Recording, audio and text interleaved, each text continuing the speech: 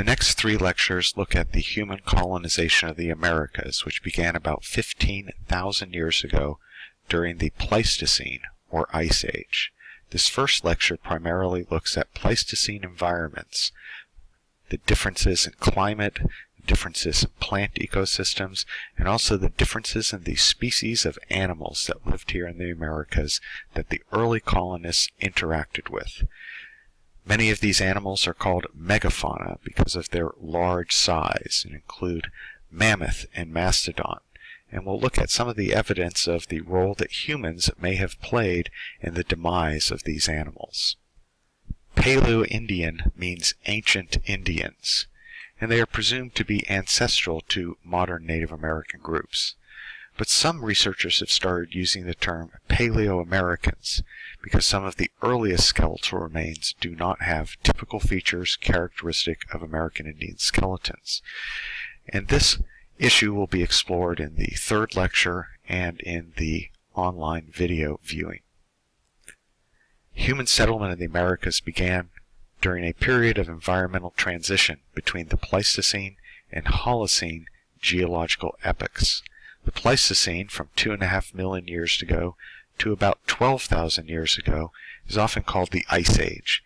There were glaciers at higher latitudes and elevations, accompanied by cold and dry conditions. The Holocene is that period of time from about 12,000 years ago to the present, when modern climatic conditions emerged and modern vegetation communities developed. The settlement of the New World began during the end of the Pleistocene, about 15,000 years ago. During the height of the last glaciation of the Pleistocene, because so much of the world's water was locked up in glaciers and ice sheets, there was less water in the ocean. And because of this, Siberia and Alaska were connected by land. There was a land bridge that connected Asia and North America. This is often referred to as Beringia. It was about 1,000 miles wide from north to south. People who were crossing from Siberia into Alaska would not have realized they were moving from one continent to another, whether they were moving through the interior or possibly along the coastline. Beginning about 15,000 years ago, climate began to change and the ice sheets began to retreat. There were two great ice sheets on the North American continent. The Laurentide ice sheet in the east, which is centered upon where Hudson's Bay is today in northern Canada, and the Cordilleran ice sheet on the west, which followed the Rocky Mountains from Alaska down into the continental United States. During the height of glaciation, these two ice sheets came together and were connected.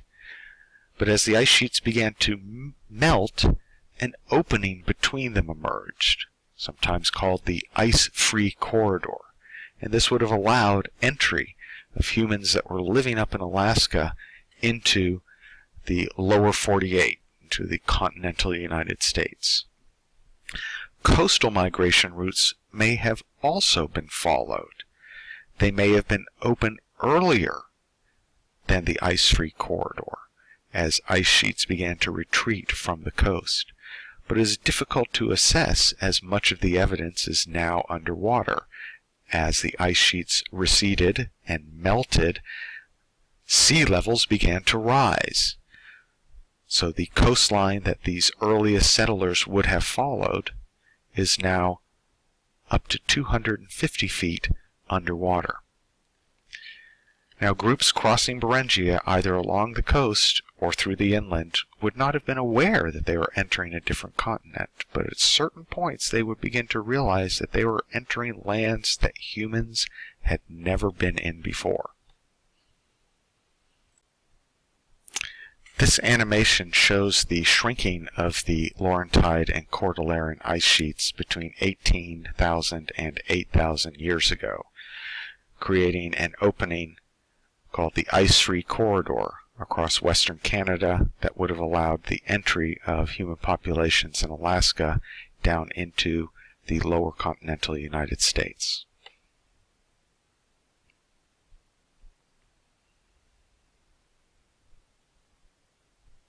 This map shows some of the theorized routes that early migrants may have followed in order to colonize the New World, as well as the locations of different sites and other evidence used to support some of these theories.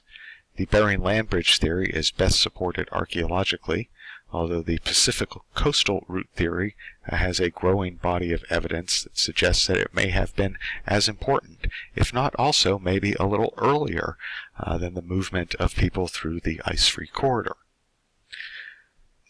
The Pacific crossing theory has very little support, although there is some limited evidence of contact between Polynesian people and coastal Peruvian people in the late period of prehistory in like the 13 and 1400s.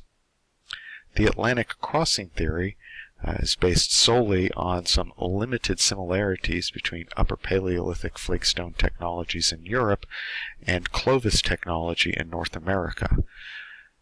Upper Paleolithic technologies in Europe, however, have a lot of diverse and specialized tool types that are wholly absent from Clovis technologies, and Clovis has a very distinctive form using a fluted base to haft to a spear that is entirely absent from European flakestone technologies. Be sure to consult the PDF version of the lecture in order to examine this map and the associated text in more detail. During the Pleistocene, the Ice Age, it was obviously colder than it is during the modern Holocene climatic period. But not only was it colder, because so much of the Earth's water was locked up in ice in the form of glaciers and ice sheets, there was less water not just for the oceans, but for terrestrial ecosystems as well. So we have a cold and dry climate. And because of this, we had very different distribution of plant communities across North America. And in fact, here in the Phoenix area, rather than the desert that we know and love today, it would have been more like what it is to the north, up in Prescott, with an open woodland of junipers and oaks and grasslands among them. In other areas, like in the eastern United States, rather than the deciduous forests that are known today, it would be more like what's called taiga, a small scrubby forest that is found just below the Arctic areas.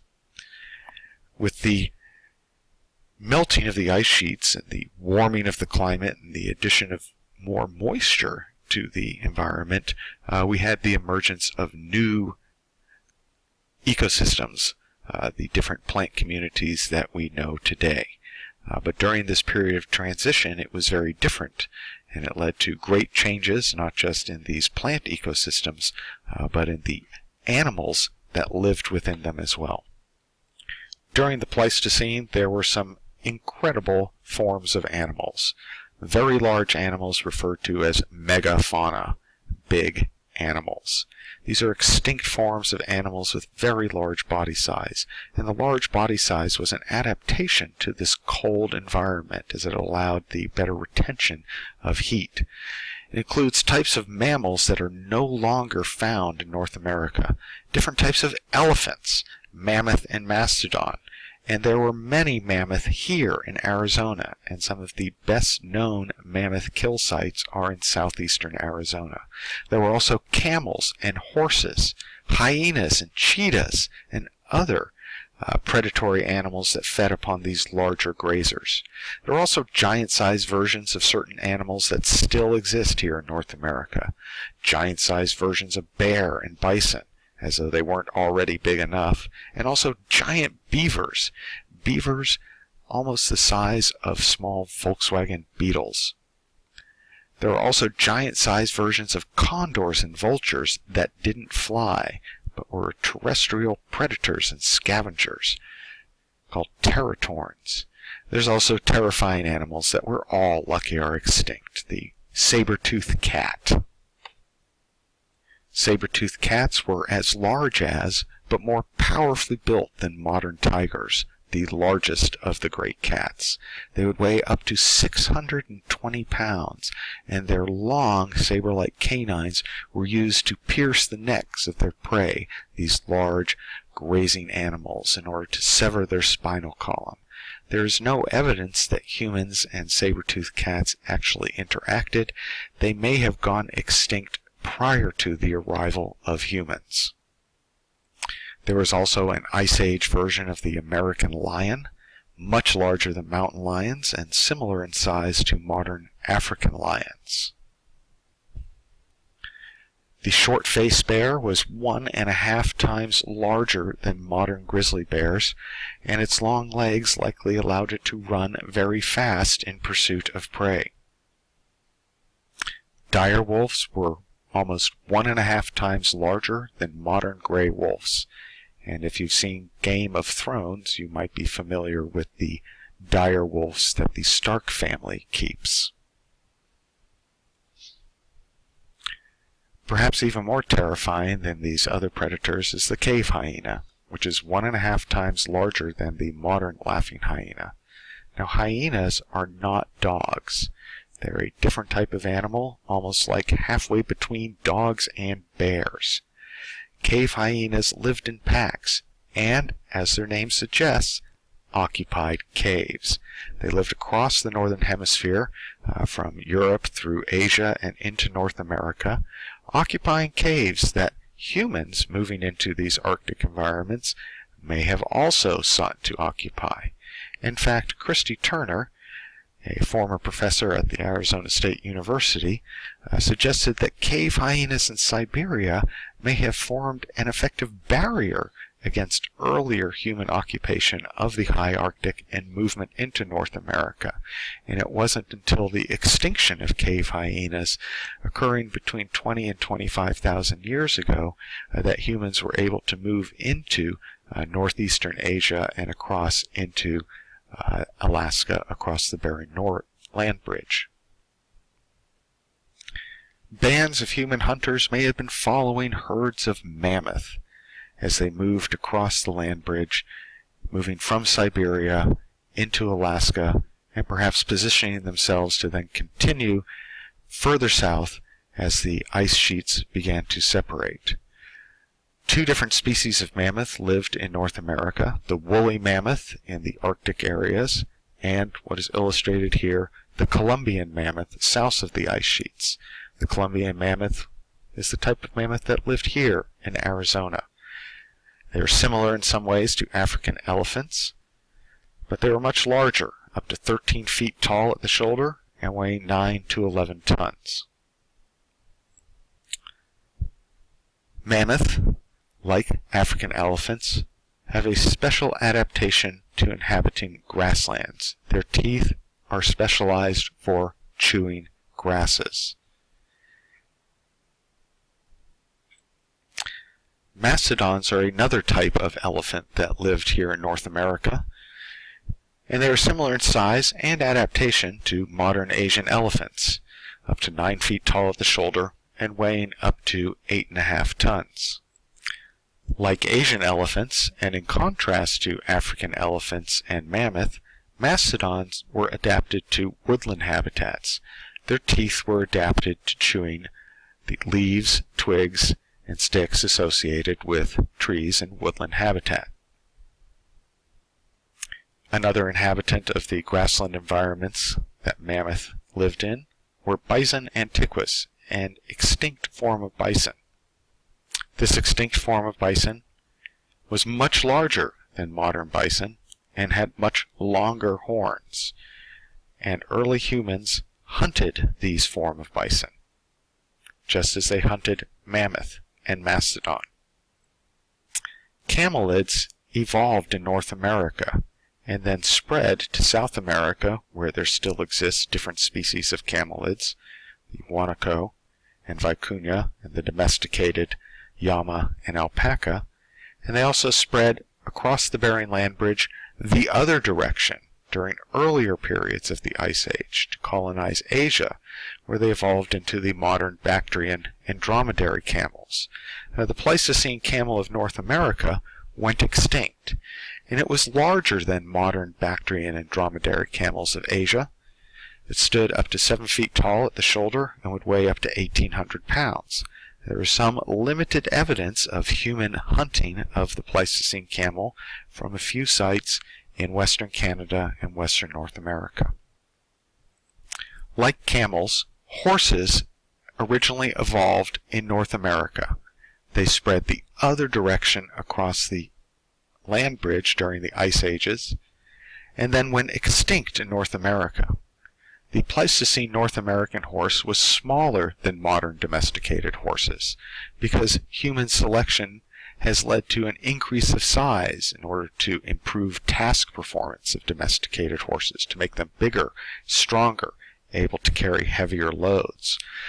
The Pleistocene North American horse was similar to the wild Przulski's horse of Central Asia. Like with camels, there is also some limited evidence from sites in western North America, western Canada, of humans hunting horses, but not nearly the amount of evidence there is for humans hunting various elephants like mammoth and mastodon, and the extinct form of bison.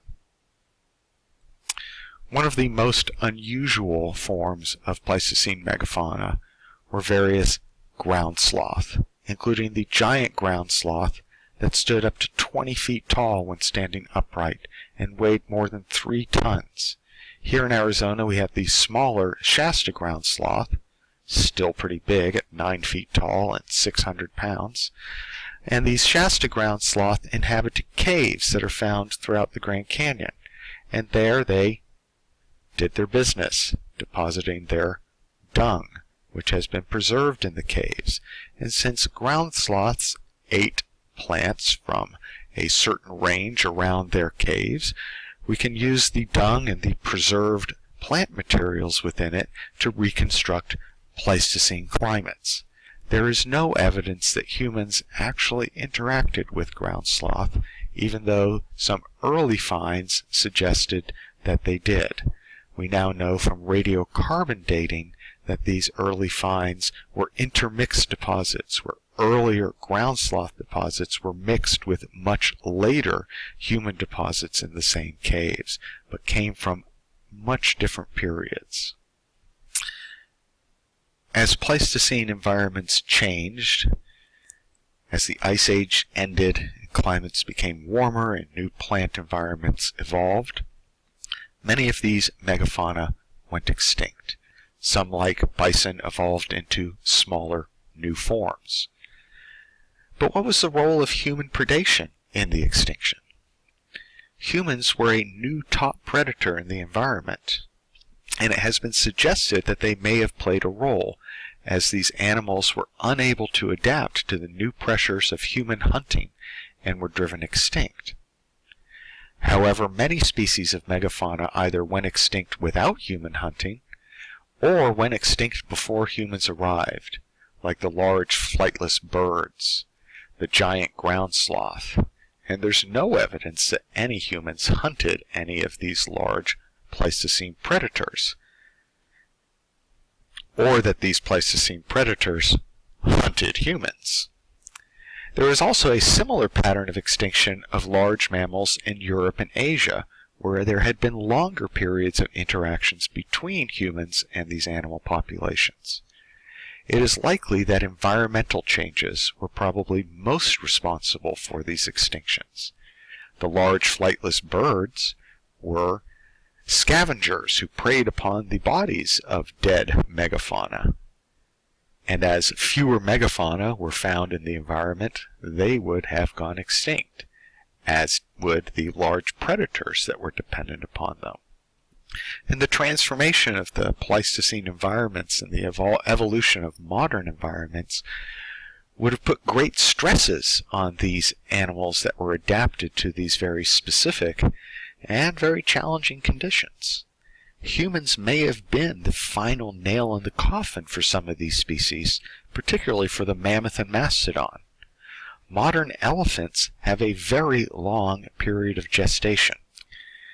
The period of gestation for an African elephant is 22 months, and for an Asian elephant, 18 months. A year and a half or more is how long it takes a new baby elephant to be created. And many of these large herd species have long gestation periods, which mean they can't rapidly reproduce. And if populations are declining because of environmental changes, they will also have low reproductive rates that will further increase the rate of decline. And these small remaining populations may have been driven to extinction by human predation. A recent study of pollen, fungal spores, and charcoal from lake deposits in the eastern United States has been used to investigate the period of environmental transformation and its relationship to megafauna extinctions. And when you view the NOVA First Peoples of the Americas episode, you will see an interview with the researcher who performed these analyses. In this graph, we see a frequency of different types of pollen over time, from about 17,000 years ago at the bottom of the graph to about 8,000 years ago at the top. And the width of the colored area, either green or yellow or gold, represents the frequency relative to the other types of pollen present that is found in the samples. So we see a change over time from a spruce pine environment to a deciduous tree forest with primarily oak with some ash and hornbeam. But during the period of transition, there are environments that are unlike any that are found today, where you have a mix of pine and ash and hornbeam. This reflects the great transitions during this period, as not just new environmental communities that we know evolved, but there are other transitional communities that are unlike those that were there before, and also unlike those that are present today. This blue section shows the frequency of spores from a fungus that is found in large herbivore dung. So when there are more large herbivores pooping all over the landscape, there are more of these spores floating around in the air that then settle down into lakes and into the sediments where they've been analyzed. So if there is more spores, there are more animals. And so we see a decline in the amount of spores that may be seen as a proxy measure in the decline of these megafauna species. And we can see that the decline begins to occur at different times. There is a rapid decline, and then a peak, and then a continued decline, various small peaks after that. But we see perhaps the extinction of these large animals around 13,500. The loss of these large herbivores leads to an increased frequency of wildfires. In research in Africa, where elephants have decreased in their numbers, there are more wildfires because these large herbivores help keep the environment clean, so to speak, of combustible materials that could fuel large wildfires. So we may see an interrelationship between the loss of herbivores and the changing frequency of wildfire. However, there's also the possibility that this increasing frequency of wildfire could be the result of humans, because hunter-gatherers often use fire in order to manage the landscape, to encourage conditions for certain beneficial plants that they gather, particularly seed-bearing grasses, and remove competing shrubbery. They also might use fire to assist in hunting. So the increase in wildfire frequency could have multiple causes. What to remember? The first humans to colonize North and South America found a world that was very different from the one that we know today. This was during the end of the Ice Age. It was much colder, but it was also much drier, as a lot of the world's water was locked up in glaciers and ice sheets. the earliest explorers may have followed the ancient coastline that is now under the ocean. Because much of the water was locked up in glaciers and ice sheets, sea levels were much lower. The role humans may have had in the extinction of Pleistocene megafauna like the mammoth is greatly debated. Was there overkill by a new predator at the top of the food systems, ones that had a sophisticated hunting technology? Or was it pressures of climate change and ecological transformations? Or was it some combination of the two, with humans as the final nail in the coffin to populations of animals that were declining and likely vulnerable because of climate change? The next lecture will look at Clovis, one of the earliest cultures to evolve in North America, and look at evidence for other cultures that may have been contemporary with or even earlier than Clovis.